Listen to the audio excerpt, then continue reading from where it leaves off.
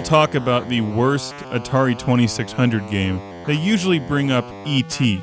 And yeah, E.T.'s a pretty bad game, but it's actually better than the movie, because the movie makes you sit through 2 hours of that crap. I usually turn the game off in 2 seconds. The movie is more slow and agonizing. And when I was a kid, my dad took me to the movie and I wanted to walk out because of one reason: there were no Star Destroyers. And I still hate E.T. to this day. Anyway, this game makes E.T. look like a masterpiece. This is Firefly for the Atari 2600, and I can give you several reasons why this game is awful. In fact, they could have called this game E.T. for extra terrible. Normally I like old school games. This isn't one of those review shows where I make fun of old games because it's cool and I don't understand them. I usually love old games because they're the foundation for new games that we play today. So what makes Firefly so terrible as to get dragged through the mud on Classic Game Room? What it comes down to is horrendous gameplay, a concept, and everything else that could possibly be wrong with a video game. They're all wrong with Firefly.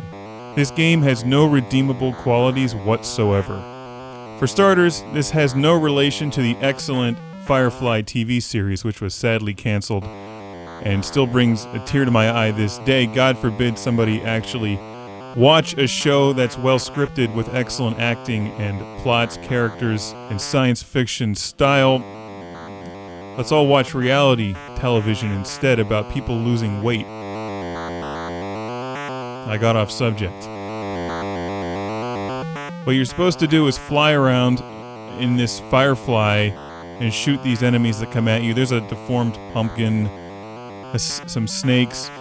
The controls are, I don't even want to use Berserk in the same sentence, but the controls are kind of like Berserk, where you're pointing the direction that you're going to fire, but you can only fire once every like 30 seconds. The enemies leave you with stereotypical, unimaginative Atari items like a diamond ring, crown, and bag of money with a dollar sign on it.